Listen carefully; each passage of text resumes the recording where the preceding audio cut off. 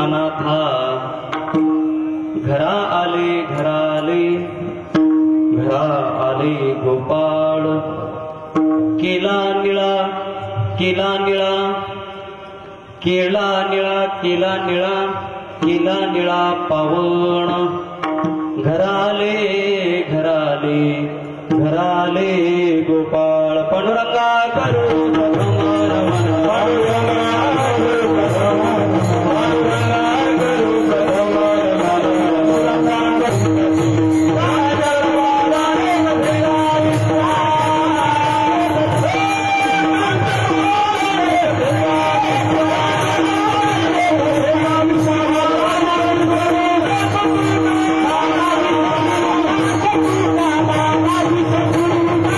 Thank you.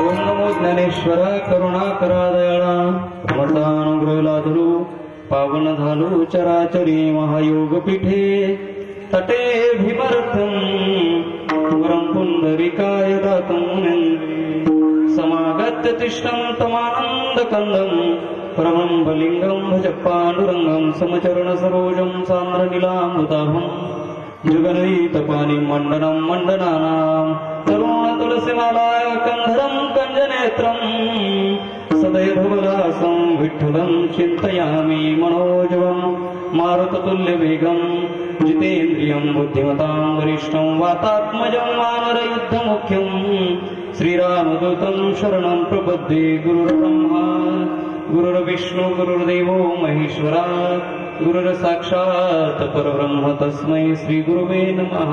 आता हृदय हे आपुले चौफाळुनिया भरे वरी बैसव पाऊले श्री गुरूंची पूर्ण केला मनोरथ घराले गोपाळ प्रस्तुत प्राप्त प्रसंग। आणि या कीर्तन रूपी सेवेसाठी निवडलेला जो अभंग आहे वारकरी संप्रदायाचे एक महान साधक महान साधू निळोबाराय यांचा 4 चरणाचा आणि निळोबारायांच्या मनातील जो काही मनोरथ होता जो काही संकल्प होता तो संकल्प पूर्ण झाल्यानंतर एक कृतकृत्यतेची जी भावना असते त्या भावनेतून लिहिलेला हा अभंग आहे। विठ्ठल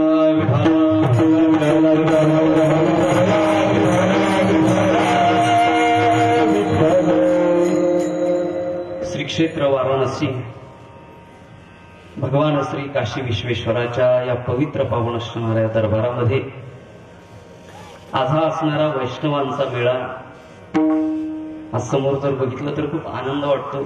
तसं पाहिलं तर आम्ही खूप भाग्यवान आहोत। समोर पाहिल्यानंतर आठवण होते आपल्याकडे होणाऱ्या सगळ्या नारळी सप्ताहांची। नारळी सप्ताहाचा तो प्रचंड अशा प्रकारचा असणारा माहोल आणि त्याच प्रकारचं चित्र आज गावापासून 1300 किलोमीटर अंतरावरती आणि भगवान श्री काशी विश्वेश्वराच्या या पवित्र असणाऱ्या प्रांगणामध्ये त्याच्या कुशीमध्ये अतिशय उत्साहाने चालू असलेला हा नामयज्ञ सोहळा तीर्थयात्रा सोहळा श्री क्षेत्र येळेश्वर संस्थान येळी तालुका पाथर्डी जिल्हा अहमदनगर संस्थांवर प्रेम करणारे सर्व भाविक मंडळी गुरुवर्य हरिभक्तीपरायण परमपूज्य बाबांच्या कुशल अशा मार्गदर्शनाखाली आपण सर्वजण या ठिकाणी आलेलो आहोत। अधिक महिन्यामधला हा सप्ताह आणि त्या सप्ताहामधली असणारी ही सेवा बाबांच्या आज्ञेनं माझ्याकडे आलेली आहे। विठ्ठला विठ्ठला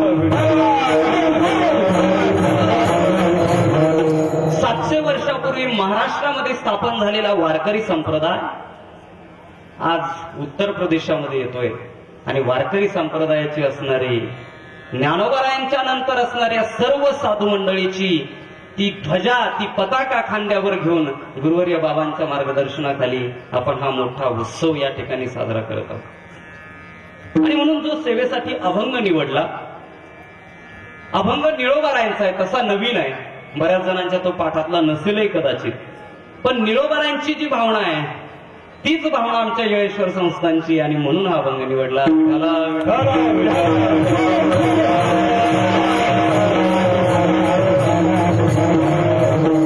सर्वसामान्य व्यक्ती असो किंवा कोणताही व्यक्ती असो जीवन जगत असताना काहीतरी ध्येय समोर ठेवत असतो। ऐका बरं काहीतरी ध्येय ठेवत असतो मला हे करायचंय मला ते करायचंय मला हे करायचंय माझ्याकडून हे घडलं गेलं पाहिजे याला ध्येय म्हटलं जातं।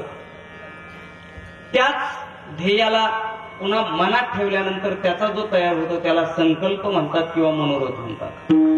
आणि मग तो मनोरथ तो संकल्प ती मनातली इच्छा पूर्ण करण्याच्या दृष्टीनं व्यक्ती प्रयत्न करत असतो आणि मग ती पूर्ण झाल्यानंतरची जी भावना असते ना त्या भावनेला म्हणतात कृतकृत्यतेची भावना।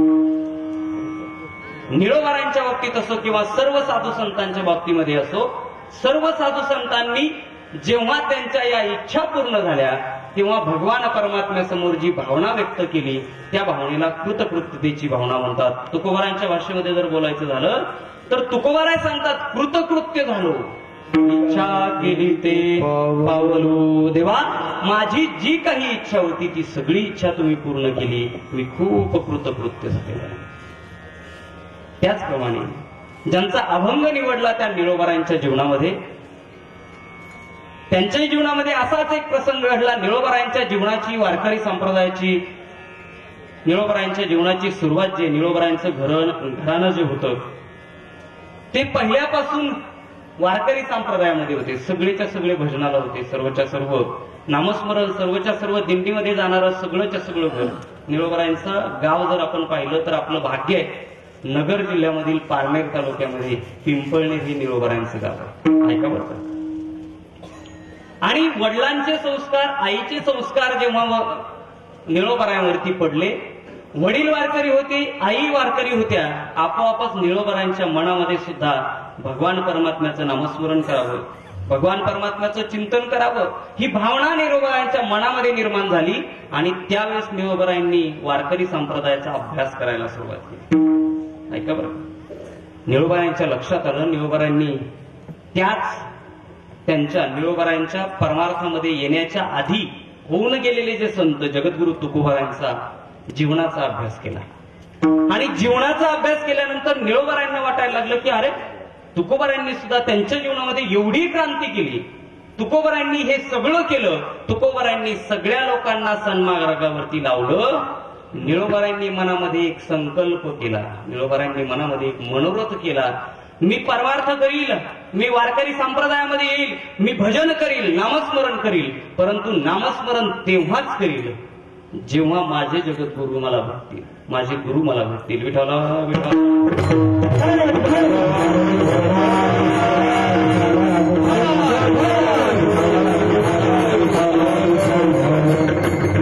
तुकोबारांच्या जीवनाचा अभ्यास केल्यामुळं निळोबारांना असं वाटलं की आपणही देहूमध्ये जावं. निळोबाराय देहूमध्ये आले आणि विचारलं, मला तुकोबारांची भेट व्हावीशी वाटते, नेमकं काय केलं पाहिजे. तुकोबारांचे जे चिरंजीव होते त्या चिरंजीवांनी त्यांना सांगितलं, महाराज तर गेलेले आहेत, परंतु महाराज हे साधू पुरुष आहेत, तुम्ही जर इच्छा केली आणि तुम्ही जर साधना केली तर 100% महाराज तुम्हाला भेट दिल्याशिवाय राहणार नाहीत. त्यांचं दर्शन घेतलं निळोबारायांनी आणि अनुष्ठान चालू केलं. ऐका बरं. अनुष्ठान चालू केलं निळोबारायांनी. जोपर्यंत तुकोबाराय मला भेटत नाही तोपर्यंत मी माझं अनुष्ठान, माझं उपोषण बंद करणार नाही. अन्न पाणी ग्रहण न करता चालू केलेलं ते उपोषण. आत्ताचं उपोषण नव्हतं बरं का महाराज, आत्ताचं उपोषण नव्हतं. आत्ताचं उपोषण सकाळी बॅनर छापलेले असतात, उपोषण, आमरण उपोषण, आणि सकाळी उपोषणाचं बोर्ड लावलं रे लावलं की संध्याकाळपर्यंत उपोषण. तसं उपोषण नव्हतं निळोबारायांचं. निळोबारायांनी ठरवलं की जोपर्यंत जगद्गुरु तुकोबाराय येत नाही, तुकोबाराय मला भेट देत नाही, तोपर्यंत मी भगवान परमात्म्याचं नामस्मरण करत आहे, तुकोबारायांचं नामस्मरण करत आहे. आणि म्हणून निळोबारायांनी नामस्मरण चालू केलं. तुकाराम तुकाराम तुकाराम तुकाराम तुकाराम तुकाराम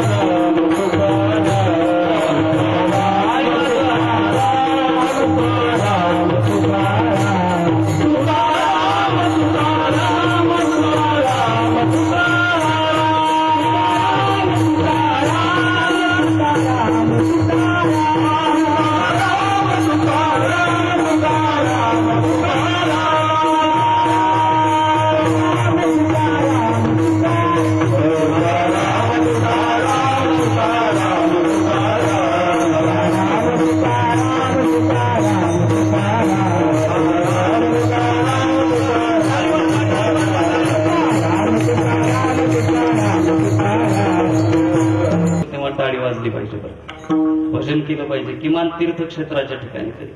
आता वास्तविक झालंय काय, या 8 दिवसामध्ये म्हणजे तुम्हाला काय म्हणू, आम्हीच विसरलो.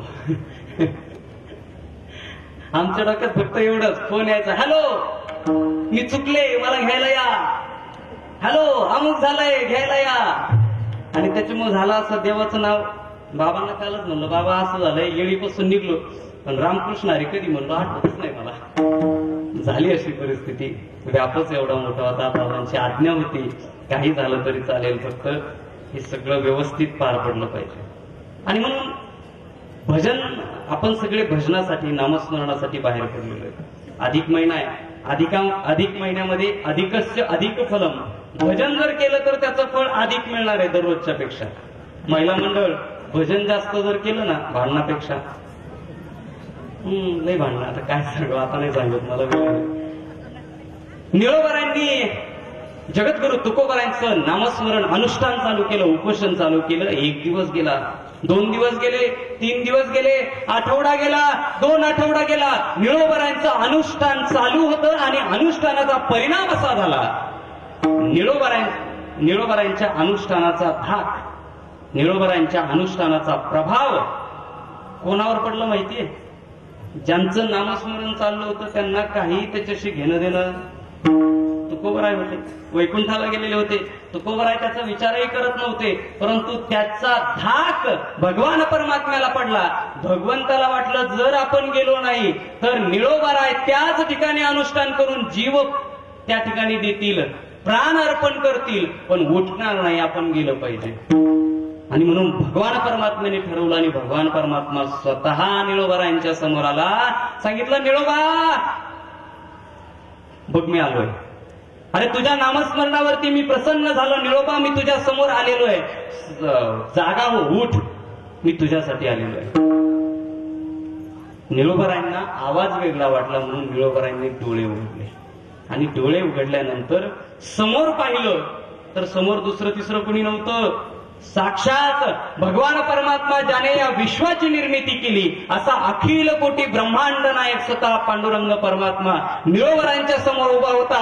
कमरेवरती हात ठेवलेले होते आणि सुंदर अशा प्रकारची दृष्टी, राजस सकुमार मदनाचा पुतळा असा असणारा तो भगवान परमात्मा निळोबारांच्या समोर उभा आहे. आणि निळोबारांना सांगितलं, निळोबा अरे डोळे उघड, मी तुझ्यासाठी आलोय.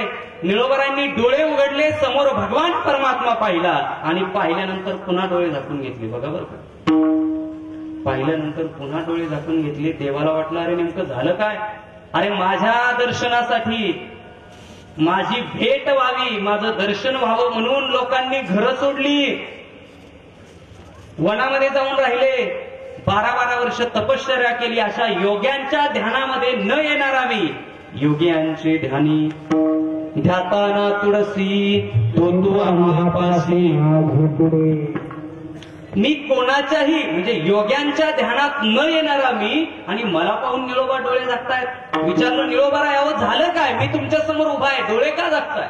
निळोबारायांनी सांगितलं, देवा अरे मी तुझं भजन नाही करत, तुला या ठिकाणी कुणी बोलवलं?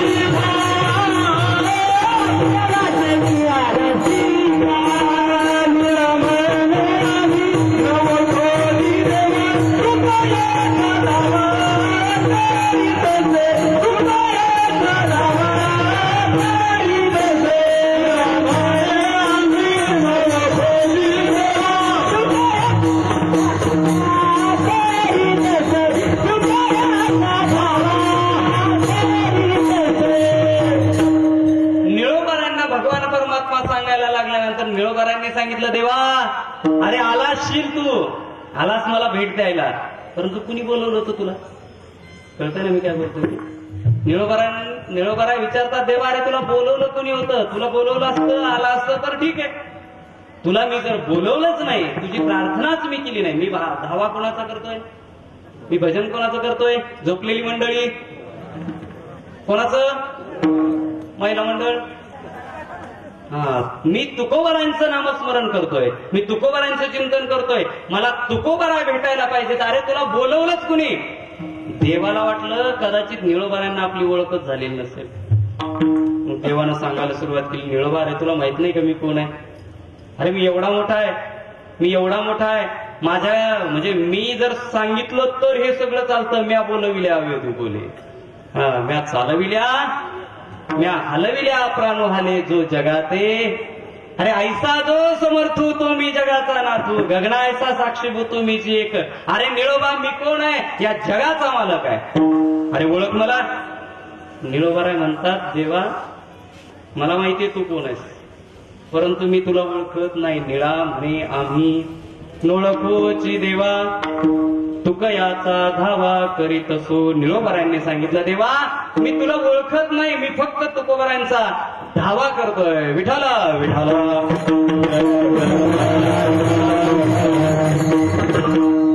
मी फक्त तुकोबारायांचा धावा करतोय. भगवंताच्या लक्षात आलं हे गिऱ्हाईक आपलं नाही. बाजारात गेल्यानंतर एखादा व्यापारी किती मागा लागतो, द्या ना तुमचे. बैल विकायला जाणारे, बैल घ्यायला जाणारे आहेत ना समोर, केवढ्याला देणार? अरे मला विकायचेच नाही. मग थोड्या वेळानंतर लक्षात येतं हे गिऱ्हाईक आपलं द्या सोडून, काय करायचं दुसरं भेटेल. भगवान परमात्म्याने ठरवलं हे काय आपलं गिऱ्हाईक नाही, चला. आणि भगवान परमात्मा निघून गेला. आणि गेल्यानंतर तुकोबारायांना सांगितलं, तुकोबाराय तुम्हाला जावं लागतंय. तुकोबाराय वैकुंठ गमन तुकोबारायांचं झालेलं होतं बरं का. देवानं सांगितलं तुकोबाराय तुम्हाला जावं लागतंय. तुकोबारायांनी विचारलं कशासाठी? म्हटले तुमची भक्त जे आहे, तुमचं शिष्य निळोबा तुमची वाट पाहतो. आणि मग स्वतः तुकोबाराय निळोबारायांच्या समोर आले आणि मस्तकावरती हात ठेवला आणि निळोबांना सांगितलं, निळोबाराय उठा, मी आलेलो आहे. आणि जेव्हा तुकाराम महाराजांना निळोबारायांनी पाहिलं, निळोबारायांच्या डोळ्यामधून घळघळ घळघळ अश्रू व्हायला लागले. तुकोबाराय, देवा साधू तुकोबाराय, अहो तुमचं भजन मी करत होतो आणि त्या भजनाचा परिणाम तुम्ही माझ्यासमोर उभा राहिला. माझ्या जीवनामधलं आज हा सगळ्यात मोठा दिवस आहे. धन्याजी दिन संत दर्शनाचा अनंत जन्मीचा शिण गेला. तुमचं माझं दर्शन झालं आणि दर्शन झाल्यामुळं माझ्या अंतकरणामधलं जो आनंद आहे त्या आनंदाला आता पारावार राहिलेला नाही. मग तुकोबारायांनी विचारलं, निळोबाराय एवढं सगळं झालं, तुम्ही माझं धावा केला, अनुष्ठान केलं, उपोषण केलं. निळोबाराय हे सगळं झाल्यानंतर आता तुम्हाला कसं वाटतंय किंवा तुमची भावना नेमकी काय आहे? निळोबाराय त्यांची असणारी जी भावना आहे ती भावना आजच्या अभंगामधून व्यक्त पूर्ण केला, पूर्ण केला, पूर्ण केला, पूर्ण केला, पूर्ण केला, पूर्ण केला, पूर्ण केला, पूर्ण केला, पूर्ण केला,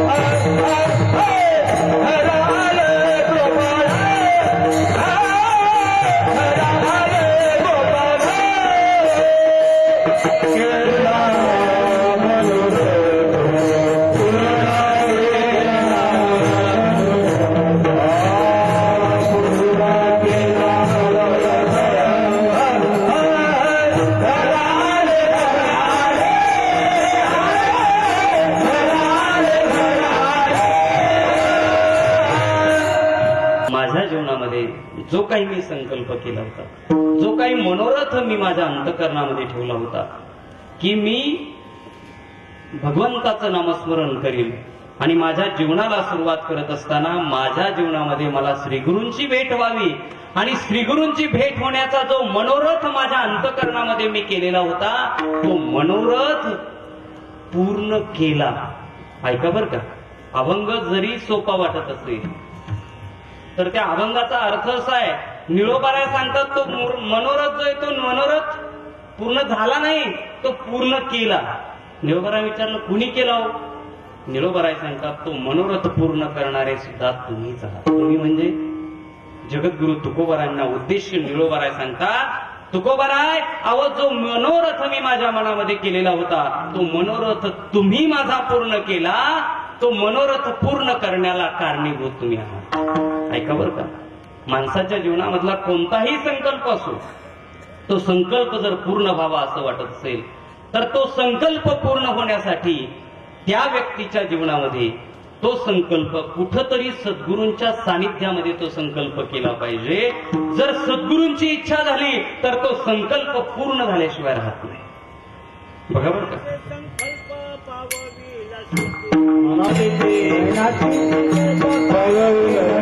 हरिराय बुद्धियाच पाये, हरिराय बुद्धियाच पाये, हरिराय बुद्धियाच पाये. मनातले जे काही संकल्प आहेत ते संकल्प पूर्ण होतील, मनोरथ पूर्ण होतील, परंतु त्यासाठी संतांची कृपा असली पाहिजे, श्रीगुरूंची कृपा असली पाहिजे. जर श्रीगुरूंची कृपा झाली तर मनात जे जे आहे ते सगळं पूर्ण होतं. अहो सद्गुरूची कृपा दृष्टी, तुझे कारुण्य दयाचे अधिष्ठी, तो सकल विद्येची या सृष्टी दात्रा हो. या ज्ञानोबाराय सांगतात मनात फक्त एखादी इच्छा करा. ती इच्छा करत असताना पहिल्यांदा श्रीगुरूच्या सानिध्यात जाणं गरजेचं आहे बरं का, संतांच्या सानिध्यात जाणं गरजेचं आहे. नाहीतर काही काहींच्या जीवनामध्ये काही जण म्हणतात काय गरज आहे आमच्या बरोबरच जायची, काय गरज आहे तिकडे जायची, मी परमार्थ करील देवाचं नाव घेईल पण मी कोणत्या साधूकडे जाणार नाही. ज्ञानोबारायांनी 700 वर्षापूर्वी सांगितलं नको जाऊस, परंतु जर तू गेलाच नाहीस ना, कळतंय मी काय बोलतोय ते, माझी भाषा कळते ना, माग बसलेल्या महिला मंडळ येतं ना ऐकायला सगळ्याला. ज्ञानोबाराय सांगतात नको करू, नको जाऊ साधूच्या सहवासात, पण जर तू साधूच्या सहवासात गेला नाही, मनाच्या मार्गाने जर भक्ती मार्ग गेला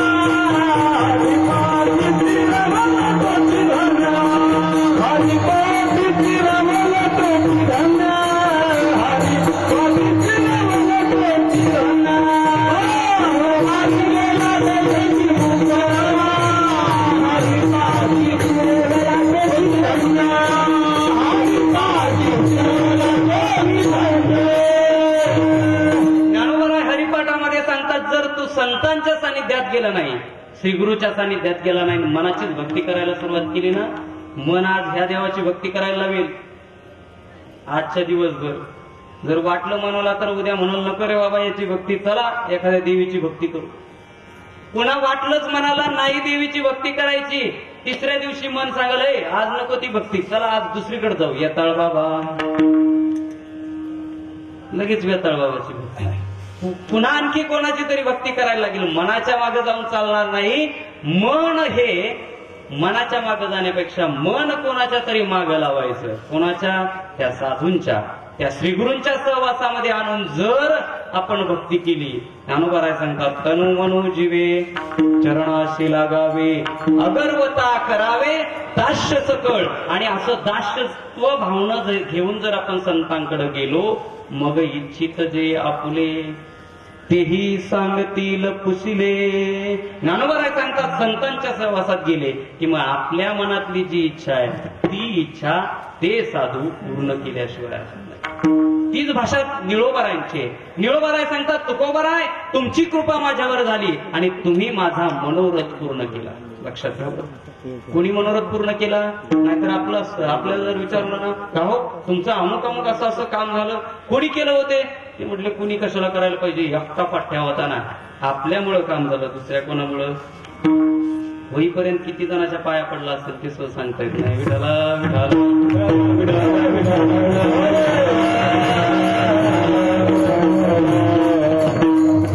मनातले संकल्प पूर्ण व्हावे वाटत असतील तर साधूंच्या सहवासात श्रीगुरूंच्या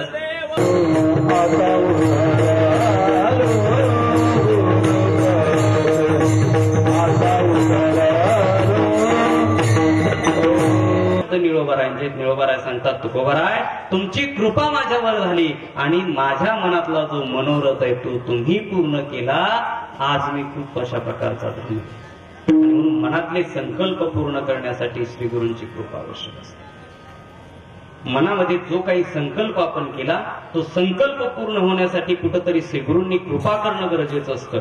संतांची कृपा होणं गरजेचं असतं.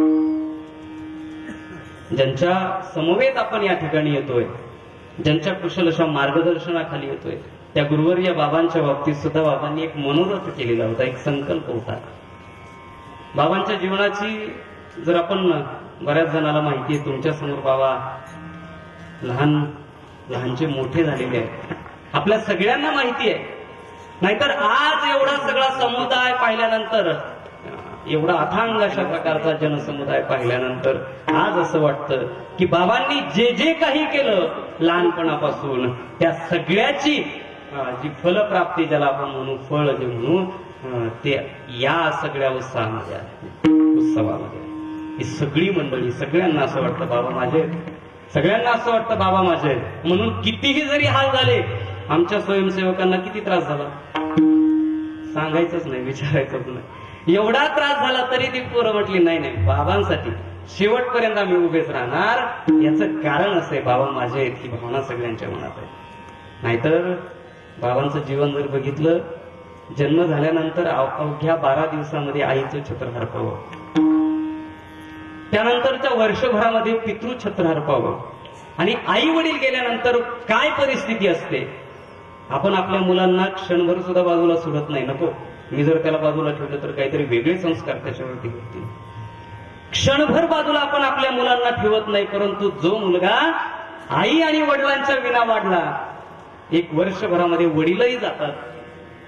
शेवटी आत्यांनी सांभाळ करावा आणि आत्याच्या घरी लहानचं मोठं व्हावं, कसं तरी शिक्षण, कसं तरी राहावं, सगळ्यांची इच्छा. आता वास्तविक सगळं घर जे होतं ते सगळे बिचारे काम करणारे शेतकरी वर्गातले असल्यामुळे सगळ्यांची इच्छा, एवढं मोठं पोरगं म्हटल्यानंतर यांनी काम केलं पाहिजे, घरातली सगळी कामं जे असेल ते. परंतु मन मात्र तिथं रमत नव्हतं. कसं बसं 9वी पर्यंत शिक्षण करावं बाबांनी तिथं, आणि कसं बसं ते शिक्षण करत असताना मनात एक भावना होती फक्त की इथं नाही राहायचं, आपल्याला या ठिकाणी राहायचंच नाही, हे करायचंच नाही, आपल्याला शेतातली कामच नाही, कोणतंच संसारामधलं एकही काम करायचं नाही, मला या ठिकाणाहून जायचंय. आणि म्हणून काय करावं, एकादशी आली की सांगावं मला जायचंय, सरला बेट जवळ होतं, सरला बेटावरती जावं. एकादशी जवळ आली की मला इकडे जायचंय, एखादी दुसरी वारी असेल तर मला तिकडे जायचंय, नेहमी निघावं. आणि गेलं की 4-4 दिवस राहावं. घरच्यांना वाटायचं हा तिकडे गेला, याला आणायला गेलं पाहिजे. बाबांनी निघावं आणि त्यांनी आणायला जावं. त्यांना वाटायचं बरं आहे ना कामाला. ठीक आहे, ही परिस्थिती असताना त्या काळामध्ये मला सांगायचं काय लक्षात घ्या, एक जीवन असं घडत होतं की कायम मनामध्ये एक विचार होता की या सगळ्या गोष्टीपासून आपल्याला लांब जायचंय आणि असं काही करायचंय की असं काही करायचंय की ते सगळ्यांसाठी मार्गदर्शक अशा प्रकारचं असलं पाहिजे, आदर्श. आणि मग हा आदर्श निर्माण करायचा म्हटल्यानंतर ठरवलं, निश्चय केला, नाही थांबायचं मला घरामध्ये. परंतु जिथं जावं तिथून घरचे यायचे आणि पुन्हा घेऊन जायचे. नाही नाही नको तिकडं, नाही नाही थांबायचं. आणि असं म्हणून पुन्हा घरी थांबवलं जायचं. एक दिवस त्याच गावाचे म्हणजे बाबांची ज्यांच्यावरती श्रद्धा, बाबांचे गुरु, बाबांचे गुरुवर्य बाळकृष्ण बाबा, बाबांच्या मठावरती बाबा गेले आणि सांगितलं की मला घरी जायचंच नाही बाबा, मी जर कुठेही जरी आलो मला घरी जायची इच्छाच नाही, मला बाबा इथंच राहायचंय तुमच्याकडं. पण तुमच्याकडे राहिलं की बाबा काय होतंय की घरचे येतात आणि मला पुन्हा घेऊन जातात. बाबांनी सांगितलं काय हरकत नाही, तुमची इच्छाच नाही ना. बाळकृष्ण बाबांचं बोलणं खूप गोड असायचं, आम्हाला थोडे थोडे ते शब्द ऐकायला मिळाले. बाबांनी लहान पोरगं जरी असलं ना तरी त्याला बोलावं, काय कधी आले, बरं आहे का तुमचं, सगळं नाव बोलवलं. बाबांनी सांगितलं काय हरकत नाही, नाही ना राहायचं, चला तुम्हाला आळंदीला पाठवतो. आळंदीला गेले, परंतु आळंदीमध्ये सुद्धा, आता आळंदीत राहणं म्हणजे काही सोपं नाहीये. आळंदीत सुद्धा प्रचंड अशा प्रकारचे हाल झाले. विचार केला नेमकं करावं काय. बाबांना एक पत्र पाठवलं, बाबा माझे थोडे हाल होत आहेत, मला पुन्हा मागायचे. बाबांनी जावं तिथं, स्वतः घेऊन आले बाबांना आणि विचार केला नेमकं ठेवायचं कुठं. भाग्य बरं का आपल्या परिसराचं. खरं सांगतो, योगायोग असतो कोणत्या तरी गोष्टीचा, पूर्वजन्मीची काहीतरी कुठंतरी तो योग येणार असतो. कधीतरी त्या गावाचं भाग्य उजळणार असतं. कारण साधू सहजासहजी कोणत्याही गावामध्ये येत नाही.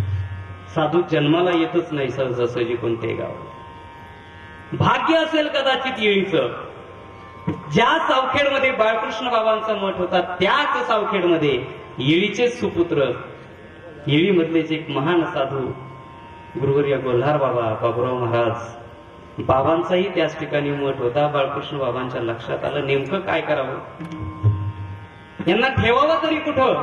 आणि मग हे विचार डोक्यात असताना लक्षात आलं, दोघही म्हणजे बाळकृष्ण बाबा आणि बाबुराव बाबांचं म्हणजे गोल्हार बाबांचं बोलणं झालं. आणि बोलणं झाल्यानंतर बाळकृष्ण बाबांनी सांगितलं, महाराज म्हटले यांना जर इथं ठेवलं ना तर यांचे घरचे येतात आणि घेऊन जातात. यापेक्षा अशा ठिकाणी ठेवा ज्या ठिकाणी हे पोहोचणार नाही, अशा ठिकाणी ठेवा. गोल्हार बाबांनी सांगितलं काही हरकत नाही. म्हटले ठेवायचंच ना. म्हटले इथं ठेवण्यापेक्षा एक काम करू, माझ्याच गावामध्ये मी त्यांना ठेवतो. आणि म्हणून त्या सद्गुरूंची झालेली कृपा, त्या श्रीगुरूंची झालेली कृपा, जे आज येळीचं भाग्य आहे की त्यांच्यामुळं त्या दोघांनीही ठरवलं. आणि बघा बरं का, दोघांनीही बरोबर घेतलं बाबांना, दोघांनी बरोबर घेतलं. बाळकृष्ण बाबा आणि गोल्हार बाबा दोघांनी बाबांना बरोबर घेतलं आणि दोघांनी मिळून त्या ठिकाणी येळीमध्ये बाबांना आणून सोडलं, राम मंदिरामध्ये राहिला. त्या ठिकाणी सगळ्या लोकांना गोल्हार बाबांनी सांगावं, सांभाळा बरं का, सांभाळा बरं का, हे राहू द्या गावामध्ये, किमान राम मंदिरामध्ये पुजारी म्हणून तरी राहील, पण तुम्ही त्यांना गावातून बाहेर जाऊ देऊ नका बरं का, सांभाळा. कुणी जे भेटल त्याला सांगावं, एवढं प्रेम त्यांचं. ऐका बरं का काय. आणि हे सगळं होत असताना ज्या जीवनाची सुरुवात आहे वारकरी संप्रदायाकडे, ती सुरुवात होत असताना कुठंतरी म्हणजे त्या परिसरात येण्याआधी कुठंतरी बाबांची म्हणजे षष्टीमध्ये सहज एका फडावरती म्हणजे कुठंतरी दर्शनाला जावं म्हणून बाबा गेले आणि समोर भीमशी महाराजांचं दर्शन झालं. तेच भीमशी महाराज, तोच भगवानगड जवळ आहे म्हटल्यानंतर बाबांचंही मन प्रसन्न झालं. बाबांनी तेव्हापासून बाबांचा श्वास भगवान बाबा आहेत आणि बाबांचा श्वास वामन भाऊ आहेत.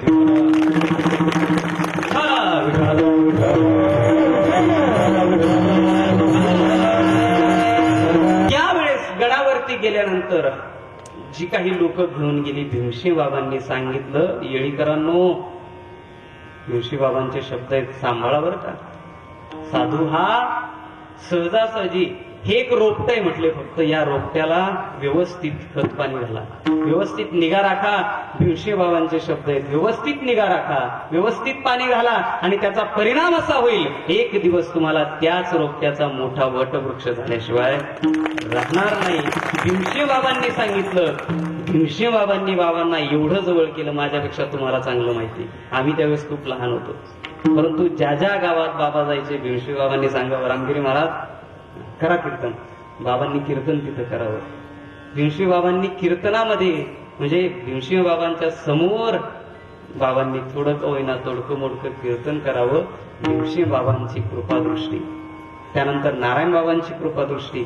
नारायण बाबांनी तर रात्री संस्थांचं असणारं नारळ फोडावं, बाबांचं खूप प्रेम.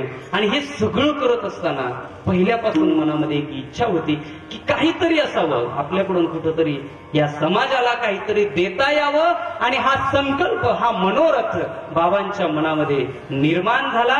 बाबांच्या मनामध्ये निर्माण होण्याचं कारणही असं आहे, खंडोबाबांचा सप्ताह जेव्हा काशीला झाला होता, बघा बरं का, सहज संकल्प असतो आणि सत्य संकल्पाचा दाता भगवान परमात्मा. हा सत्य संकल्प जो असतो तो पूर्ण करत असतो. खंडोबाबांचा सप्ताह जेव्हा काशीला झाला तेव्हा सगळीकडं खंडोबाबांचं नाव घेतलं जात होतं. बाबांनी असा सप्ताह केला, बाबांनी काशीमध्ये एवढा मोठा सप्ताह केला. आणि त्या वातावरणामध्ये असताना बाबांनाही असं वाटायचं की चला आपणही कधीतरी काशीला सप्ताह करू. आणि म्हणून अधिक महिन्याचे जे सप्ताह सुरू झाले पंढरपूर पासून, तेव्हाच बाबांनी संकल्प करून टाकला की 5वा सप्ताह आपल्याला काशीला करायचा. आणि तो संकल्प, तो मनोरथ आहे, तो मनोरथ बाबांनी फक्त मनात तो संकल्प केला, परंतु या सगळ्या साधू संतांची कृपा आहे. वैकुंठवासी पूज्य भगवान बाबा, वामनभाऊ महाराज, भीमसिंह महाराज, सद्गुरू नारायण बाबा, या सगळ्या संतांचा कृपाशीर्वादाचा परिणाम असा झाला की तो मनोरथ पूर्ण करण्यासाठी बाबांना अजिबात त्रास सहन करावा लागला नाही. विठाला विठाला पूर्ण करणारे कोण असतील तर ते पूर्ण करणारे संत असतात. मग निरोबाराय सुद्धा सांगतात, देवा तुकोबाराय, मी जो संकल्प केला तो संकल्प तुम्ही माझा पूर्ण केला. तुकोबारायांनी विचारलं, निरोबाराय तो संकल्प मी तुमचा पूर्ण केला मान्य आहे मला, परंतु तो संकल्प पूर्ण करण्यास म्हणजे मी नेमकं काय केलं, संकल्प पूर्ण झाला म्हणजे नेमकं काय झालं. निरोबाराय सांगतात, तो संकल्प पूर्ण झाला म्हणजे तो भगवान परमात्मा माझ्याकडे आला. अभंगाच्या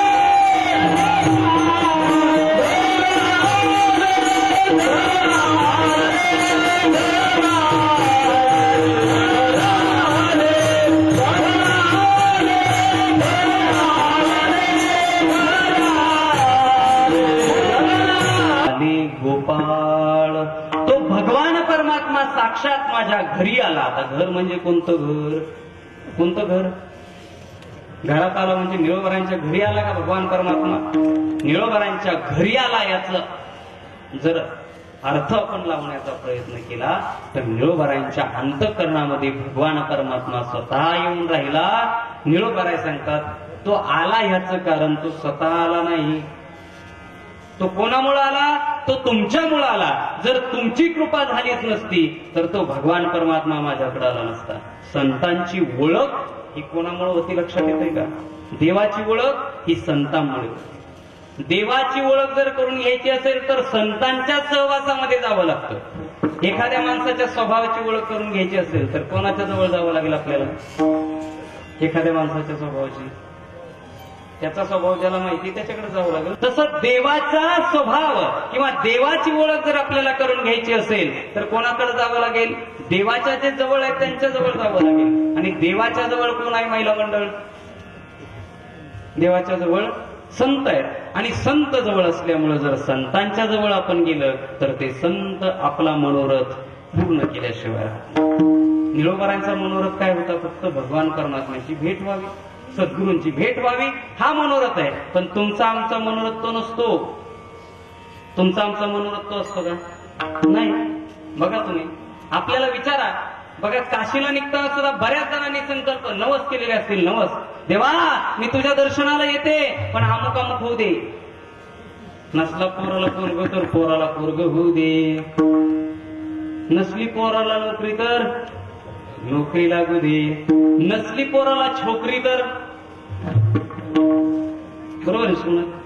केलताना संकल्प असं काहीतरी विठाला विठाला.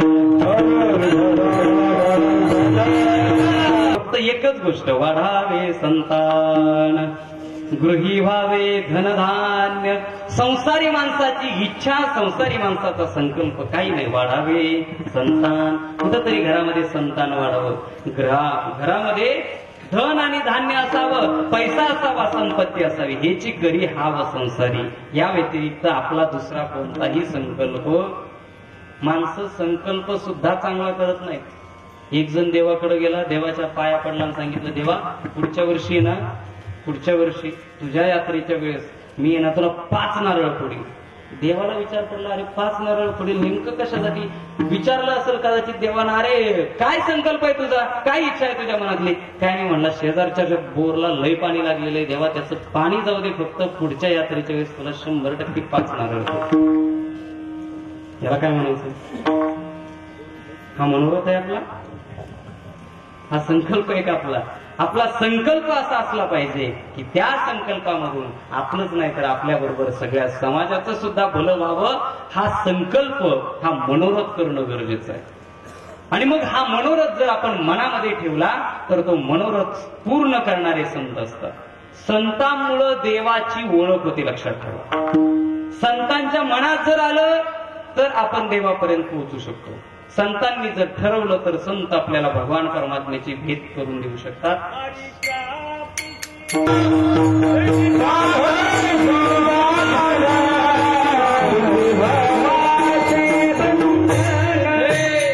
संतांचे ते पाय, संतांचे पाय धरले की भगवान परमात्म्याची भेट झाल्याशिवाय राहत नाही. देवाची भेट व्हायची असेल तर संत लागतात बरं का. तुम्हा आम्हाला संत लागतात यात नवल नाही. देवाच्या बायकोला जरी देवाची ओळख करून घ्यायची असेल तरी संत लागतात. देवाची ओळख करून देण्यासाठी सुद्धा संत लागतात. तुम्हा आम्हाला लागतात यात नवल नाही. पंढरपूर मधला प्रसंग आहे. भगवान परमात्मा, ऐका बरं का सगळे, पंढरपुरामध्ये दिवाळीचा प्रसंग आहे. दिवाळीचा सण माहिती ना? दिवाळीचा सण प्रतिपदेचा दिवस आहे. प्रतिपदेचा माहिती आहे का? प्रतिपदा, बलिप्रतिपदा माहिती आहे का? महिला मंडळ बलिप्रतिपदा, ज्यांना ज्यांना माहिती आहे त्यांनी हात वर करा बरं. महिला मंडळ म्हटलंय मी. बलिप्रतिपदा आहे का माहिती? नाही माहिती. शोकांतिक आहे बरं. बलिप्रतिपदा, त्याला दुसरं नाव सांगतो म्हणजे लक्षात येईल. दिवाळीचा पाडवा माहिती आहे का? पाडवा, दिवाळीचा पाडा, कोणाला पाडा?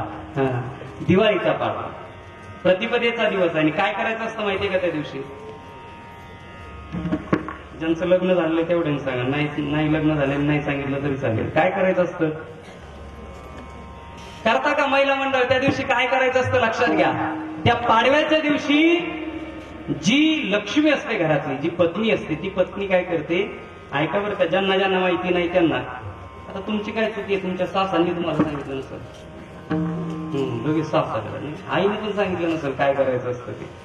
प्रतिपदेच्या दिवशी, बलिप्रतिपदेच्या दिवशी काय करायचं असतं? त्या पत्नीनं त्या पतीचं औक्षण करायचं असतं, त्याला ओवाळायचं असतं. पुरुष मंडळ लक्षात ठेवा. ओवाळलं तुम्हाला कधी? ओवाळलं का? बरेच जण म्हणते मान अशी करते आणि बाकी ओवाळलंय. आता नाही का वय ते बी कळणार. ओवाळायचं असतं. जर नसलं ओवाळलं, पोळ्याची ओवाळायचं. पोळ्याच्या दिवशीचं ओवाळणं म्हणजे काय माहिती का?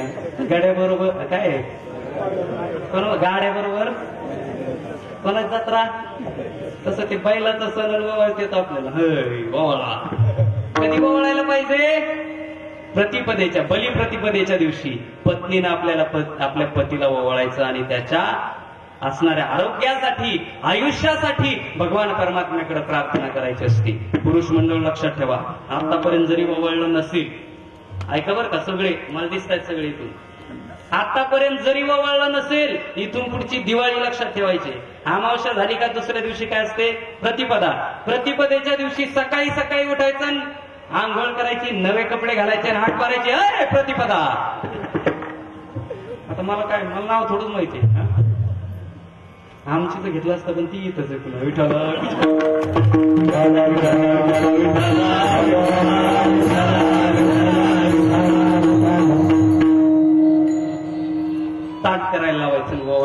आणि समजा नाहीच वळलं तर तुम्हाला ओळखतो. म्हणून तर सांगतोय. आणि नाहीच वळलं तर मग असं काही करू नका. काय करा, एक ताट करा. ताट घ्या आपलं मस्तपैकी, स्टीलचं म्हणा, पितळेचं म्हणा, तांब्याचं म्हणा. त्यात आपलं कुंकू घ्या, तांदूळ घ्या, दिवा घ्या, कणकीचं मुटकुळं घ्या, आणखी 1000 रुपया टाका, सोनं ठेवा. आणखी काय असतं रामाला तुम्हाला नाही माहिती तर हे सगळं करा, हे सगळं ठेवा. आणि मस्तपैकी काय करा, गंध ओला करा, बोट बुडवा, आपल्याच कपाळाला लावून घ्या. त्याच्यावर तांदूळ आपले आपणच लावा, कणकीचं मुटकुळं आपलं आपणच वगळून घ्या, सोनं बी आपलं आपणच वळून घ्या, रुपया आपला आपण वळून घ्या. आणि दिवा पण, आता दिवा तर काय वळता येत नाही, खिडकीत कुठं तरी एखाद्या देवळीत ताट ठेवा, दिवा ठेवा ना आपण मानत्यानं वळून घ्या. मग काय विठाला पंढरपूर मधला प्रसंग आहे. पंढरपुरामध्ये बलिप्रतिपदेच्या दिवशी भगवान परमात्म्याचं स्नान संध्या उरकण्याच्या अगोदर रुक्मिणी मातेने सांगितलं, देवा आज बलिप्रतिपदेचा दिवस आहे, मी तुम्हाला ओवाळायला येणार आहे. देवा एक काम करा, तुमचं सगळं आवरा आणि दरबारामध्ये या, मी तुमचं औक्षण त्या ठिकाणी करणार आहे. ऐका. आणि औक्षण करणार आहे म्हटल्यानंतर भगवान परमात्म्याने विचार केला. भगवान परमात्म्याने आवरलं सगळं, स्नान संध्या वगैरे झाली. आणि स्नान संध्या होऊन भगवान परमात्मा दरबारामध्ये येऊन बसले. परंतु दरबारात येत असतानाच आता मोठ्या लोकांना कधी काय लहरी येईल ते सांगता येत, त्यांच्या मनात काय येईल ते सांगता येत नाही. येत असतानाच लक्षात आला, आज जरा रुक्मिणीची आपण काय करू, परीक्षा पाहू, जरा चेष्टा करू म्हटले. आणि मग म्हणजे देव पण चेष्टा करत होता बरं का. विचार केला, आता रुक्मिणीला जरा आपण बघूयात, तिची परीक्षा घेऊ. आणि म्हणून देवानं काय केलं, लगेच सगळ्यांना फोन काढला आणि मिस कॉल द्यायला सुरुवात केली. देवाला मिस कॉल द्यायची गरज आहे का? आणि देवाने दिलाच मिस कॉल. देवाने जर आपली आठवण केलीच तर आपण इथं नाही, तिकडं लगेच देवाकडं. देवानं सगळ्यांना बोलून घेतलं, देवानं सगळ्यांना बोलून घेतलं. जे काही भक्त मंडळ होती सगळ्यांना आवाज दिला. सगळीचे सगळे भगवान परमात्म्याने बोलवल्याबरोबर आले. दरबार फुल अशा प्रकारचा भरला, गच्च भरलेला, भरगच्च अशा प्रकारचा दरबार. सगळी जी काही साधक मंडळी, भक्त मंडळी, देवाचे जे सवंगडी होते सगळे समोर जमले. आणि भगवान परमात्म्याला विचारलं, देवा एवढ्या सकाळी सकाळी कशासाठी बोलवलं? भगवान परमात्म्याने सांगितलं, अरे तुम्हाला एवढ्यासाठी बोलवलं, मी तुम्हाला जे सांगतोय ते नीट ऐका, व्यवस्थित ऐका. तुम्ही आता काहीच करायचं नाही, आहे त्या जागेवर उभा राहा. मी तुम्हाला काही सांगणार नाही, तुम्ही काही बोलायचं नाही. सगळे समोर उभा राहिले. भगवान परमात्म्याने काय केलं, आपल्या सामर्थ्याच्या बळावरती जे काही समोर सगळे भक्त होते त्या सगळ्या भक्तांना भगवान परमात्म्याने आपलं रूप देऊन टाकलं. लक्षात येतं काय केलं ते? सगळ्यांना आपलं रूप दिलं. समोर जे उभा होते ते सगळेच्या सगळे भगवान पांडुरंगाच्या वेशामध्ये दिसायला लागले. सगळ्यांच्याच कमरेवरती हात, सगळ्यांच्या गळ्यामध्ये भगवान परमात्म्यांनी जशी आभूषणं घातलेली तशीच आभूषणं. भगवान परमात्म्याने जो पितांबर घातलेला आहे तसाच पितांबर. भगवान परमात्म्याच्या अंगावर जसा सेला आहे तसाच सेला सगळ्यांच्या अंगावरती. आणि ही परिस्थिती निर्माण झाली. दरबारामधले सगळेच्या सगळे भगवान श्री विठ्ठलाच्या वेशामध्ये.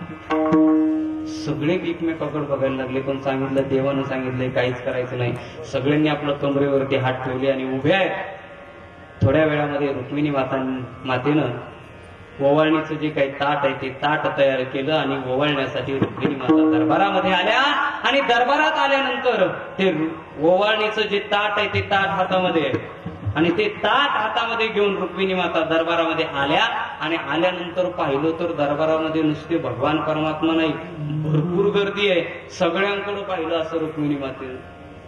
आणि इकडे बघितलं सिंहासनावर तर कोणच नाही, सगळेच्या सगळे समोर आहेत. समोर बघितलं तर ज्याच्याकडे पाहावं तो सगळा तोच देव दिसत होता. इकडं पाहिलं तरी तेच, तिकडं पाहिलं तरी तेच, सगळेच भगवान परमात्म्याच्या वेशात आहेत. रुक्मिणी मातेनं विचार केला, आता नेमकं काय करू? गाजले गे माया, गाजले गे माया, गाजले गे माया,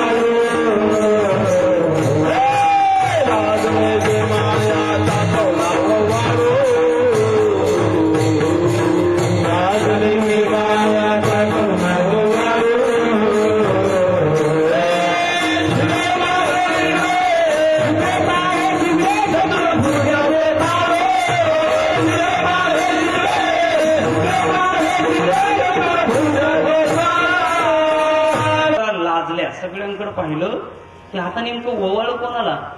ज्याच्याकडे पाहावं तो गोपाळ, तो भगवान परमात्मा दिसतोय, नेमकं ओवाळायचं कोणाला? दिवस कोणता होता लक्षात घ्या बरं का. रुक्मिणी मातेने मनात विचार केला, जर भाऊबीज असती, कळतंय ना मी काय बोलतोय ते, भाऊबीज असती, भावाला जर ओवाळायचं असतं तर काहीच हरकत नव्हती. मी पहिल्या नंबर पासून सुरुवात केली असती, सगळ्यांना फटाफट फटाफट फटाफट फटाफट जेवढे होते तेवढ्यांना ओवाळून टाकलं असतं. काय झालं असतं? सगळेचे सगळे भाऊ झाले असते. कळतंय का नाही मी काय बोलतोय ते. आज बलिप्रतिपदेचा दिवस आहे. आजच्या दिवशी कोणाला ओवाळायचंय? फक्त आपल्या नवऱ्याला, आपल्या पतीला ओवाळायचंय. आता यांच्यातल्या कोणाला मी ओवाळू? ज्यांना ओवाळील ते खरंच जर भगवान परमात्मा असले तर ठीक आहे, नसले तर काय? कळतंय मी काय बोलतोय ते. भाऊबीज असती तरी एक भाऊ वाढला असता. आता प्रतिपदा आहे ना, आजच्या दिवशी कसं ओवाळू विचार केला मनामध्ये, पण तेवढ्यात झालं असं, सगळे भक्त जे होते देवानं आवाज दिल्याबरोबर आले होते, पण नामदेव महाराज मात्र घरीच राहिलेले होते, आवरत होते. सगळं आवरून नामदेव महाराज दरबारामध्ये आले आणि दरबारामध्ये आले आणि येऊन समोर पाहिलं, समोरचा सगळा प्रकार पाहिला. रुक्मिणी माता गोंधळलेल्या अवस्थेमध्ये समोर उभा आहेत. रुक्मिणी मातेने विचार केला की आता आपल्याला हे काही सगळं लक्षात येत नाही. रुक्मिणी मातेने नामदेव महाराजांना बोलवलं, नामदेव महाराजांना जवळ घेतलं आणि सांगितलं, नामदेवा अरे झालंय असं, या संकटामधून मला तू वाचवू शकतोस.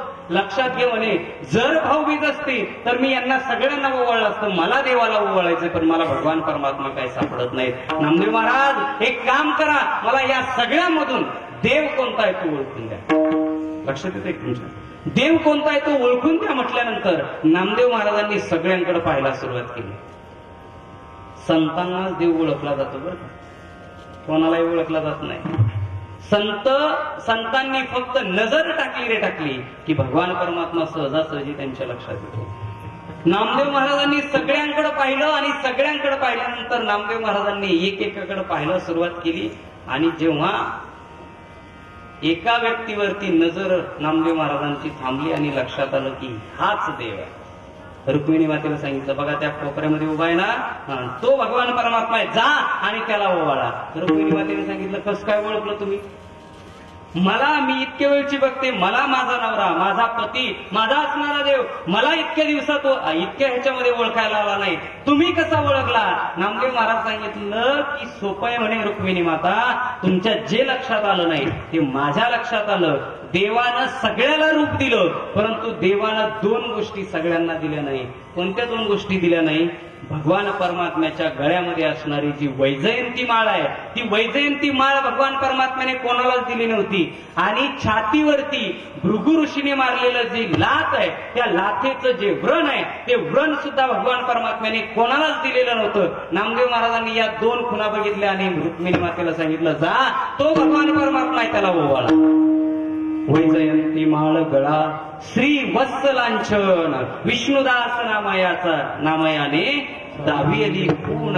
रुक्मिणी मातेला सुद्धा देवाची ओळख करून घेण्यासाठी कोणाची आवश्यकता भासली?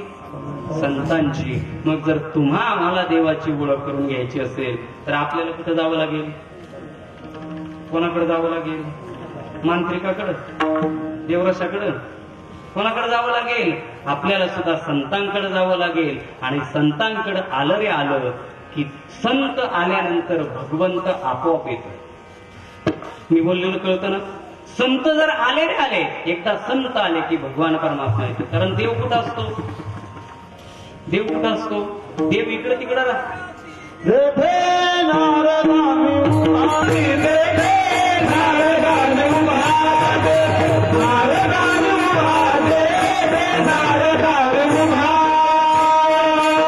तुम्ही तिकडे पाहिजे. अतिशय सुंदर प्रमाण दिलेले. भगवान परमात्मा असतो कुठं? माझे भक्त गाती जेथे, नारदामी उभा तेथे, नाहम वसामी वैकुंठे, ना योगिनाम हृदये रवो, यत् मत भक्ता गायंती तत्र तिष्ठामी नारदा. भगवान परमात्मा सांगतात, नारदा मी असतो कुठे? तो हा मी वैकुंठी नसे, एक वेळ भानुबिंबी न वसे, वरी योगियांची मानसे उमरडोनी जाय. मी योग्यांच्या मनात राहत नाही, मी एक वेळ सूर्यामध्ये सुद्धा असणार नाही, मी एक वेळेस वैकुंठामध्ये सुद्धा असणार नाही. मला जर शोधायचं असेल तर एकाच ठिकाणी शोधा, ज्या ठिकाणी माझं भजन चालू आहे त्या ठिकाणी मी स्वतः उभा आहे. दुसरं तिसरं कोण सांगत नाही, भगवान परमात्मा सांगतात. म्हणून संत एकदा आलेले आले, संतांची कृपा झाली की भगवंत आपोआप येतो. आणि भगवंत जर जीवनामध्ये आला तर मग आनंदच आनंद. देव जर जीवनामध्ये आला तर त्या आनंदाला जोडा राहत नाही. नाही या आनंदाशी जोडा. बघा तुम्ही या तीर्थयात्रेमध्ये आल्यानंतर पहिल्या दिवसापासून इथपर्यंत माणूस 10 किलोमीटरचा प्रवास जरी केला ना बाबा, तरी लोक म्हणतात नाही नाही लय कंबर दुखायला लागली. का? आता प्रवास सहन होत नाही, नको जायला. कुठं जायचं असलं लोक म्हणतात नको जायला.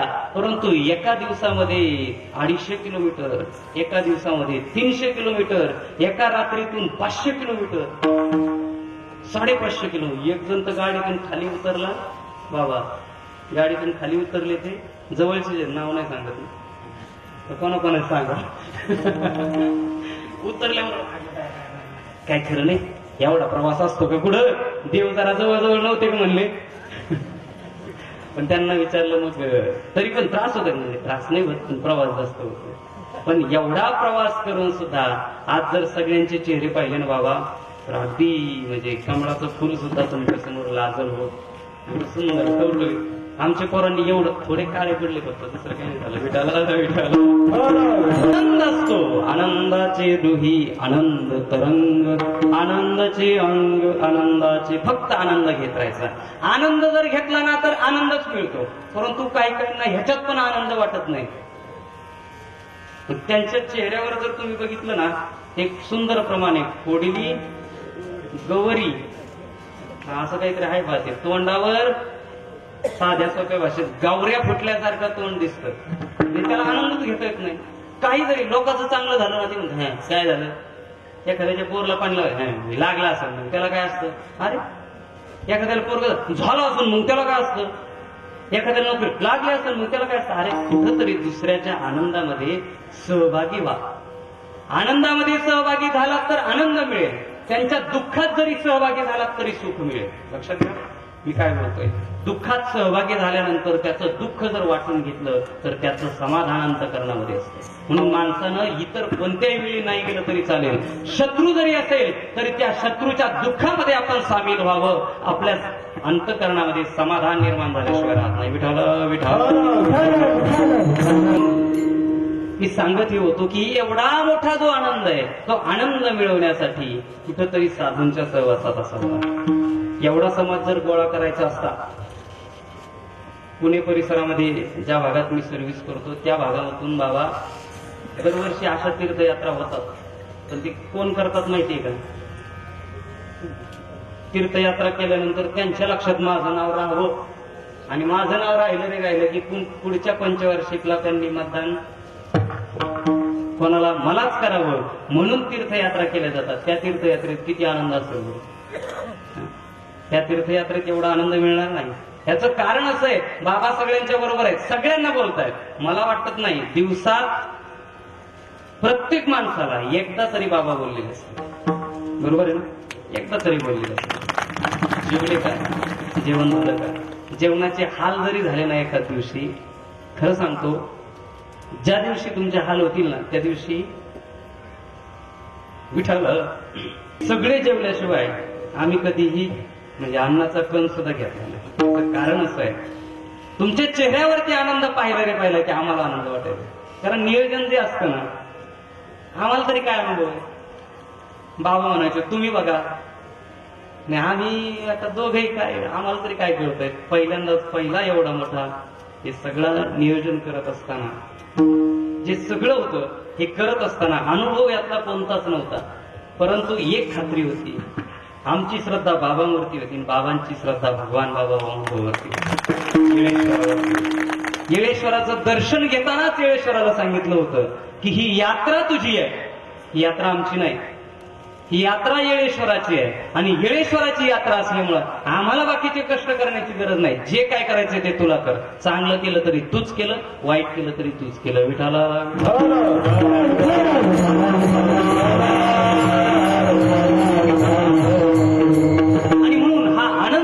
असताना आनंद जर घेत राहिलो, बऱ्याच जणांनी येऊन सांगितलं बरोबर काळजी करू नका, होत असतं तीर्थयात्रेमध्ये, काळजी करू नका. आम्ही जर विचारलं ना आज जरा जेवणाची हालत झाली का, त्यांनी सांगितलं अरे नाही जेवणाचं काय असतं, तुम्ही एवढी सगळं नियोजन केलंय, होत असतं थोडंसं मागं पुढं.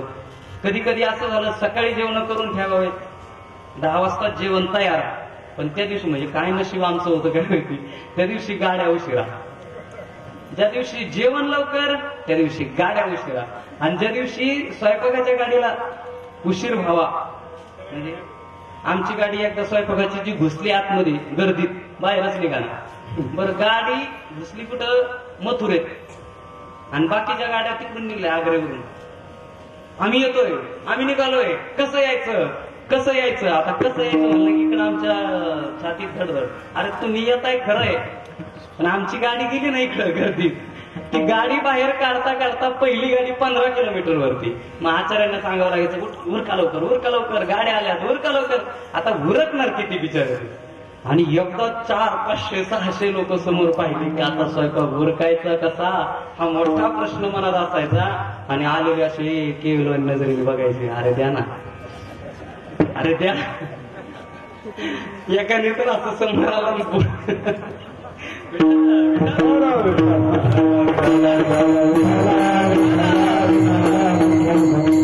एक लक्षात म्हणजे राहील आमचा, इथून पुढे करू न करू तीर्थयात्रा, पण एवढा मोठा अनुभव पाठीशी ठेवल्यानंतर आता म्हणजे ही एवढा सगळा अनुभव आला. सगळ्यांनी खूप सुंदर अशा प्रकारचं सहकार्य, पाठीवरती हात टाकला, पाठीवरती थाप टाकली, काही काळजी करू नका पोरांनो, सगळं व्यवस्थित होत आहे, एवढं तुम्ही म्हटले की आमची छाती अशी फुगायची. आणि एखादा जर तिकडून आला असं असतं कुठं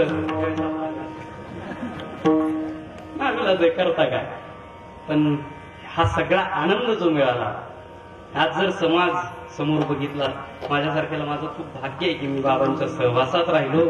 बाबांनी हे सगळं जे पूर्ण केला मनोरथ, जे मी म्हणतोय ना मगाशी पासून, माझा मनोरथ दुसरा काहीच नव्हता. बाबा जिथे मोठे आहेत, बाबांच्या जवळ फक्त बाबांच्या पायाजवळ राहता यावं एवढीच एक इच्छा आहे. विठ्ठल आनंद जर मिळवायचा असेल तर तो संतांच्या सहवासात मिळतो, कारण संतांच्या जवळ भगवान परमात्मा असतो. संगती पंगती देवाच वेगळे, त्यांची आणि जोडे सर्व सुख. संतांच्या सहवासात आलं की संत देवाच्या बरोबर असतात, आणि संत देवाच्या बरोबर असल्यामुळं आपण सुद्धा बघा, तुम्ही आता नवीन तरुण पोरं फेसबुकवरती फोटो टाकतात, सभा असते नेत्याची, एखाद्या नेत्याची सभा, त्या सभेला हे गेलेले असतात दुसऱ्या बरोबर, कोणाबरोबर, गावातल्या एखाद्या नेत्याबरोबर, परिसरातल्या नेत्याबरोबर, आणि त्यामुळं यांची आणि त्यांची भेट होते. त्यांची भेट झाली की लगेच काय म्हणतात त्याला, म्हातारी माणसं सुद्धा आमचा सेल्फी घे ना. सेल्फी हा शब्द एवढा परिचित झाला, एक सेल्फी काढता आणि टाकतात आदरणीय अमुक अमुक यांच्या समवेत एक सुंदर सेल्फी. वास्तविक ती सेल्फी तुमची त्यांची ओळख असल्यामुळे झालेली का? बरोबर आहे, खरं तुमची त्यांची ओळख आहे म्हणून हा सेल्फी तुम्हाला नाही काढता आला. तुम्ही कोणाच्या तरी बरोबर गेला, ते त्यांच्या बरोबर आहे, आणि म्हणून तुमचा आणि त्यांचा सेल्फी झाला. तसं परमार्थ हा तसाच आहे. परमार्थामध्ये भगवंतापर्यंत आपण सहजासहजी पोहोचू शकत नाही. मग त्यांची ज्यांच्याशी ओळख आहे त्या संतांच्या बरोबर जर आपण तिथं गेलं, ते जर देवाच्या पंक्तीला जेवत असतील, मग आपल्याला काय बाहेर बसवतील का? आपल्याला त्यांच्या बरोबरच काहीतरी खायला मिळेल. आणि म्हणून संतांच्या सहवासात आलं की भगवंत भेटतो, आणि भगवंत भेटला की आनंदच आनंद होतो. आणि ही सगळी आनंदाची भावना निर्माण झाल्यानंतर मग त्या मुखामधून सहज उद्गार निघतात, जे उद्गार निळोबारायांच्या मुखामध्ये निळोबाराय तुकोबारायांना सांगतात, श्री गुरु तुकोबाराय तुम्ही काय केलं, तुम्ही भगवंताची मला भेट घालून दिली, आणि नुसती भगवंताची भेट नाही घालून दिली तर ती या असणाऱ्या अनाथाला तुम्ही सांभाळलं. सांभाळले सांभाळले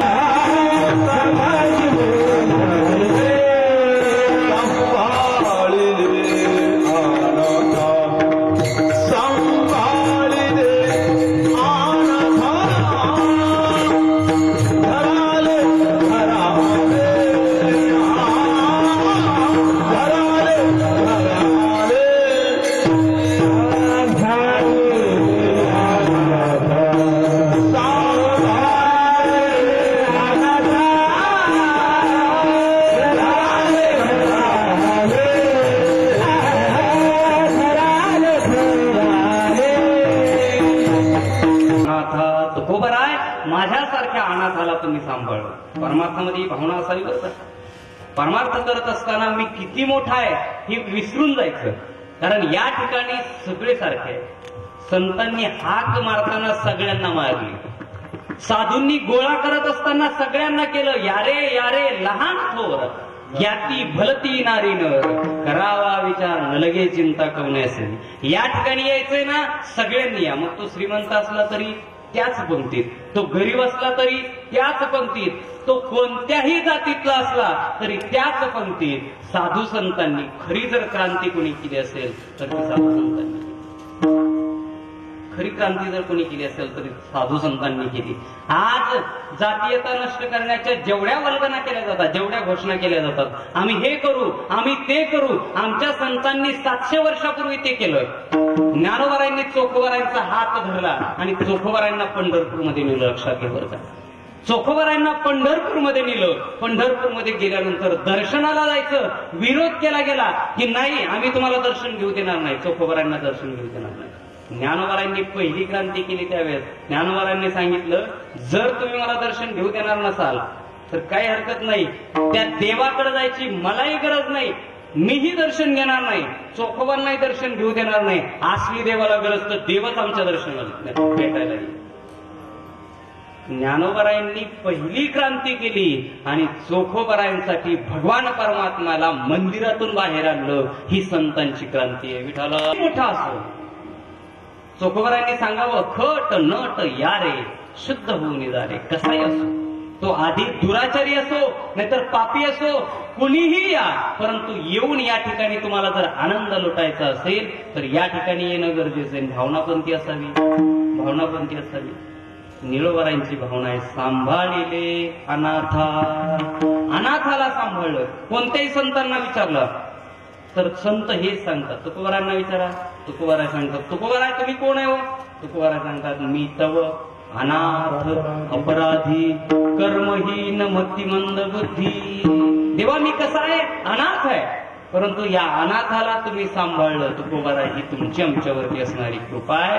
परमार्थामध्ये जर एवढी भावना असेल ना महाराज, ऐका बरं का मी काय सांगतो, परमार्थामध्ये ही जर भावना असेल ना, मी लहान आहे, ही खूप लहान आहे, ही भावना जर परमार्थामध्ये असेल ना तर तो व्यक्ती खूप मोठा होतो. गुरुवर्य बाबांच्या बाबतीमध्ये जर तुम्ही आपल्या सगळ्यांचं निरीक्षण जर असेल तर बाबा कधीही जे आपल्या परिसराच्या 3 गुरुगाद्या आपण मानतो त्या 3ही गुरुगाद्या, श्री क्षेत्र भगवानगड, श्री क्षेत्र गहिनीनाथगड, श्री क्षेत्र तारकेश्वरगड, या 3ही गुरुगाद्यांचं कुठेही कार्यक्रम असू द्या, कुठेही कीर्तन असू द्या, बाबा कधीही त्या स्टेजवरती तिथं जाऊन त्यांच्या शेजारी बसत नाही, स्वतः कधी बसत नाही, त्यांच्या पायाजवळ बसतील, कीर्तनात टाळ घेऊन उभं राहतील आणि जेव्हा ते बोलवतील तेव्हा जवळ जातील. त्याचं कारण असं आहे मी लहान आहे, मी तुमच्या पायाजवळच राहणार आहे, ही भावना मनात असल्यामुळं नम्र झाला होता तेने कोंडिले अनंता.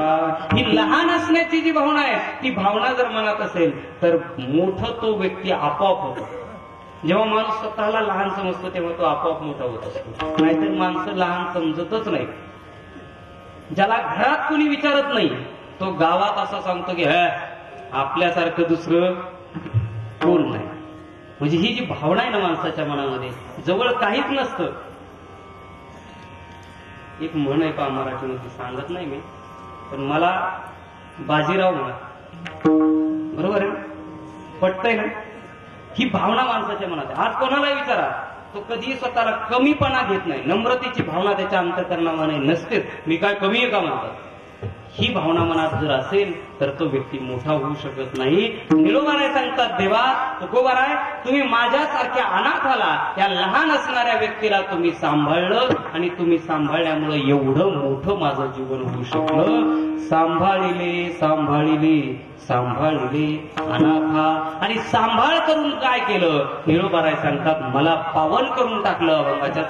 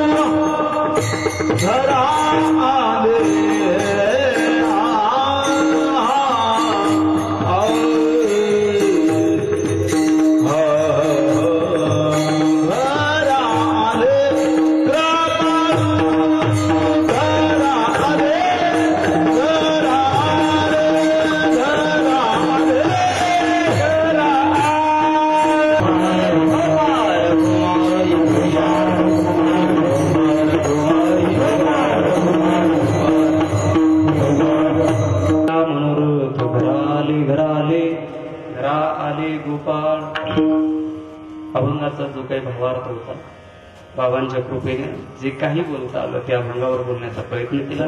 जाता जाता एकच सांगितलं, श्री क्षेत्र वाराणसीच्या या पवित्र तीर्थक्षेत्राच्या ठिकाणी आपण सर्वजण आहोत. माणसाचा स्वभाव बदलत नाही, परंतु या तीर्थाच्या ठिकाणी आल्यानंतर जर माणसाची भावना चांगली असेल तर कितीही वाईट असेल तर तो व्यक्ती त्याच्या स्वभावात बदल करण्याची ताकद ही तीर्थाच्या ठिकाणामध्ये असते. आणि म्हणून या ठिकाणी आपल्याकडे ज्या काही वाईट गोष्टी असतील त्या सगळ्या वाईट गोष्टी सोडण्याचा प्रयत्न करा. ज्या वाईट गोष्टी असतील त्या सोडण्याचा प्रयत्न करा. ज्याच्यामुळं आपल्यामुळं लोकांना त्रास होतोय अशा ज्या गोष्टी असतील त्या सोडण्याचा प्रयत्न करा. एकमेकाशी चांगलं बोलण्याचा प्रयत्न करा. लहानपणापासून आपल्याला शिकवलं जातं, म्हणजे शाळेत गेलं की पहिली प्रतिज्ञा म्हणावी लागते, भारत माझा देश आहे, सारे भारतीय माझे बांधव आहे, माझ्या देशावर माझं, India is my country, all Indians are my brothers and sisters. फक्त दररोज पाठ करून पाठ करून पाठ करून पाठ करून. आता जायचं आपल्याला नर्मदे. त्या दिवशी पण गेलो होतो. त्या नर्मदेमधले गोटे गोटे गोटे माहिती ना गोटे, त्या नर्मदेमधले जसे गोटे असतात तसे आपण झालोय, गुळगुळीत झालोय, गुळगुळीत. आपल्याला त्या शब्दाचा बरेच लोक आपण खोटं बोलतच नाही, बोलल्याशिवाय तसा आपला स्वभाव झालाय. नुसते नर्मदेमधले गोटे झालोय. बघा एवढी प्रार्थना आपण म्हणतो, सारे भारतीय माझे बांधव आहेत, सगळे माझे ब्रदर्स अँड सिस्टर, सगळे भाऊ बहिणी आहेत, परंतु आपला स्वभाव मात्र बदलत नाही. लोकांना त्रास देणं हा स्वभाव आपला बदलत नाही. कुठेतरी तो बदलण्याचा प्रयत्न करा. आणि तो बदलायचा असेल तर घरापासून सुरुवात करा. लोक बाहेर मोठ्या गोष्टी सांगतात, हे आव केलं पाहिजे, ते आव केलं पाहिजे, असं केलं पाहिजे, परंतु घरातून त्याची सुरुवात केली पाहिजे.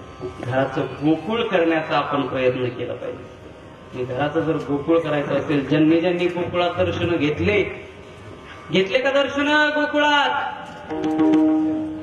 आता ज्यांनाही ना घेतले ते लगेच म्हणतो, हा आम्ही कुठं घेतले, तुम्ही कशाला सांगता? गोकुळात ज्यांनी दर्शन घेतले नाही, मथुरेत का घेणार जबाबदार. परंतु लक्षात घ्या, गोकुळ म्हणायचं कशाला? बऱ्याच महिला मंडळ त्या दिवशी म्हटल्या, काय तुमच्यामुळे आम्हाला गोकुळचं दर्शन नाही झालं. गोकुळात जाऊन तुम्हाला फार फार तर काय सापडलं असतं? एक वाडा सापडला असता, ज्या वाड्यामध्ये सांगितलं जात आहे म्हणून तिथं भगवान श्रीकृष्णाचा जन्म झाला म्हणून एक पाळणा त्या ठिकाणी दिसला असता, देवाची एक मूर्ती दिसली असती, या ठिकाणी भगवान श्रीकृष्णाचा जन्म झाला असं तुम्हाला सांगितलं असतं. त्या गोकुळाचं दर्शन घेण्यापेक्षा या ठिकाणाहून घरी जा आणि घरी जाऊन घरचं गोकुळ बनवा. जर घरचं गोकुळ झालं तर या गोकुळातल्या दर्शनाची तुम्हाला गरज नाही. लक्षात ठेवा. प्रत्येक सासून तो विचार करा, प्रत्येक सुनेनं तो विचार करा. सासून विचार करा, ही सून माझी, जशी माझी मुलगी नांदायला गेली तशी ही सून माझ्या घरामध्ये मुलगी म्हणून आली. हा विचार जर मला करतात बरं का, ते विचार करतात नाही असं नाही. आता समोरच्या सगळ्या माझ्याकडे बघायला लागल्या, करतात, विचार करतात. लग्नाच्या आधी त्यांचं चालू असतं की नाही नाही बया, जर माझी सून आली ना तर तिला मी माया लेकीसारखं ठेवी, असं तिच्या मनात विचार चालू असतो. लगेच शेजारी नेती, शेजारी ती चांगला विचार करत असते, बाबा मी ठेवीन चांगलं. तेवढ्या शेजारी नीती म्हणते, हा मला माहितीये ठेवशीनच चांगली म्हणते. तुला काय माहिती तिचा स्वभाव कसा आहे, माझ्या सुनाने असं असं केलं, तसं तसं केलं. आणि हे ऐकलं की ती म्हणते हिचीच सून असते तर मैत्री पुढे चांगली असणार आहे. लगेच यायच्या आधी बघते ना काय करते ती आल्यावर. म्हणजे ती यायच्या आधी प्लॅनिंग चालू असतो, बघते ना मी काय करते. आता असं म्हणलं सुना लगेच काय करले म्हणल्या, बाया बाया बाया बाबांनी फक्त सासूच सांगितलं, आमचं काही सांगितलं.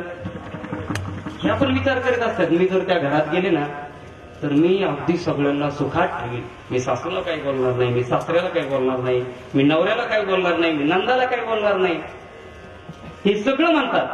परंतु तिची एखादी मैत्रीण आधीची 1-2 महिने लग्न होऊन गेलेली, ती पुन्हा माहेरात यावं, तिला हिने सांगावं नाही बाया माझं जरी लग्न झालं तर मी अशी राहील. ती म्हणते हा तुला माहितीये मै सासू अशी, मै सासू कशी, मा सासरा तसा.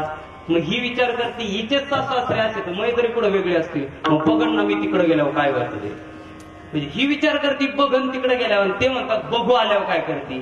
जर असं असेल म्हणजे ते नाही का बैल दोन एकमेकाला बघितले की काय करतात लगेच, म्हशी बैल. तसं जर विचार जर आपण केला तर लक्षात ठेवा घरात कधीही शांतता राहणार. सासू आणि सून दोघींनी जर चांगला विचार केला तर घरात शांतता. आणि जर तुम्ही दोघी चांगल्या नसतील ना, तुम्ही दोघी जर शांत नसतील ना, तर बाहेर कितीही वाघ असला, बाहेर कितीही वाघ असला तर घरात उंदीरच उंदीरच उंदीरच महाराज. काय झालं, वाघ असे लग्न होतं सिंहाचं, बरं का बंधू, कोणाचं लग्न होतं, सिंहाचं. सिंहाचं सिंहिणीचं लग्न. त्या लग्नामध्ये आता सिंहाचं सिंहिणीचं म्हणलं लग्नाला कोण आलेले असतील, सगळे सिंहच ना, सगळे सिंह. त्या सिंहाची वरात निघलेली, वरातीमध्ये समोर नाचायला कोण, डीजेच्या तालावर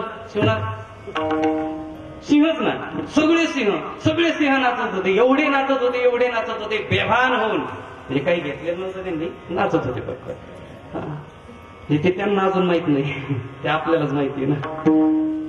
नाचत होते आणि नाचत असताना त्यांच्या असं लक्षात आलं अरे सगळे सिंह नाचतायत. एक बारकं उंदीर होतं तिथं, उंदीर कुठं त्याच वरातीत, ते बी नाचत होतं बारके पाय वर करून करून, ते हात पाय वर करून ते नाचत होतं. सगळे सिंह नाचायचे थांबले, त्या उंदराला मध्ये घेतलं, सगळे असे राऊंड मध्ये, आताच्या भाषेत राऊंड मध्ये घेतलं. त्याला विचारलं अय उंदरा, कोणाला म्हणत होती ते, उंदरा. अय उंदरा, अरे बाबा लग्न कोणाचं आहे, तो म्हटला सिंहाचं आहे. मग नाचतायत कोण, म्हटलं सिंह. आणि मग सगळे जर सिंह नाचतायत, तू काय नाचतोय, म्हणलं का आता मला माहिती म्हटला, तुम्ही मला नका सांगू म्हणले, मी लग्नाच्या आधी सिंहच होतो, आता विठाला मला आरक्षण 50% दिलंय. तुम्ही जर चांगले असाल तर घर चांगलं राहतं. आणि तुमच्यात जर वादावादी चालू झाली की घराचा गोकुळ नाही काय होतो. लक्षात ठेवा, सगळ्यांनी व्यवस्थित वागा, एकमेकांशी चांगलं वागा, प्रेमाने वागा. पुरुष मंडळी, महिला मंडळ सगळ्यांनी जे काही आपल्याकडून चांगलं काम होईल तेवढं करण्याचा प्रयत्न करा. आपल्या मुलांवरती चांगले संस्कार करा, जेणेकरून आज समाजामध्ये ज्या सगळ्या घटना घडतायत, आज जर पाहिलं तर पेपरला आणि टीव्हीला सगळ्या घटना त्या वाचल्या की मन असं मनाला त्रास होतो की हे सगळं होतंय. कुठेतरी अत्याचार दिसतोय, कुठेतरी अन्याय दिसतोय, कुठेतरी एखाद्या माता भगिनीवरती अन्याय झालेला आपल्याला पाहायला मिळतोय, कुठेतरी ह्या सगळ्या जाती अशा प्रकारच्या दंगली होताना दिसत आहेत. या सगळ्या जर थांबवायच्या असतील तर त्याला एक आणि एकमेव पर्याय जर कोणता असेल तर तो वारकरी संप्रदाय. लक्षात, जेव्हा वारकरी संप्रदाय ठरवतो ना, एका छताखाली सगळ्यांना आणतो आणि सगळे वाद विसरायला लावतो. म्हणून सगळ्यांनी त्या ठिकाणी परमार्थामध्ये या, परमार्थाचा आनंद घ्या आणि आनंद घेऊन सुंदर अशा प्रकारचं जीवन जगण्याचा प्रयत्न आपण सगळ्यांनी करावा अशी एक इच्छा या ठिकाणी व्यक्त करतो.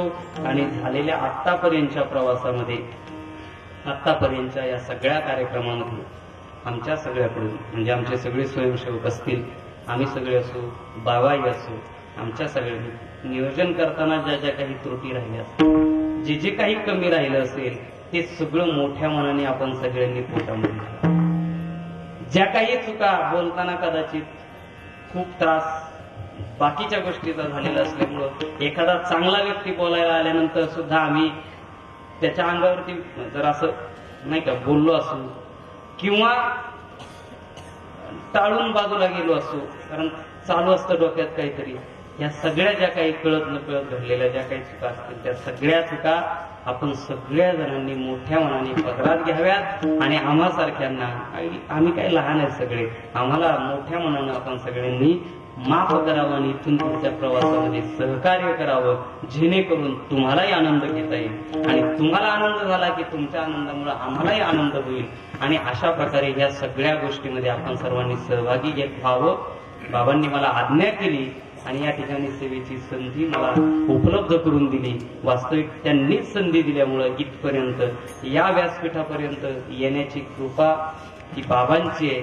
गोंदरवाडी सारख्या गावात कुठंतरी एकदा कीर्तन सुरुवात केलं आणि ते इथपर्यंत येऊन या व्यासपीठावरती जागा मिळावी याचं कारण असं आहे की गुरुवर्य बाबा आहेत, त्यांनी मस्तकावरती हात ठेवला आणि मस्तकावरती हात ठेवल्यामुळं आता आम्हाला कशाचीही कमतरता नाही.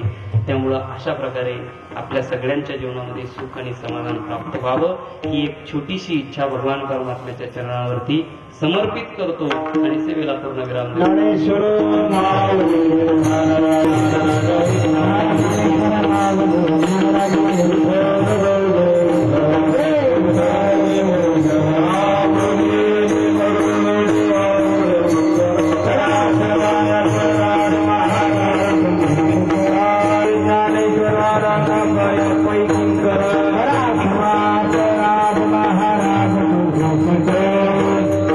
उद्याचे कार्यक्रम बरोबर 8:30 वाजता सगळ्यांनी स्नान करून मंडपात उपस्थित राहा.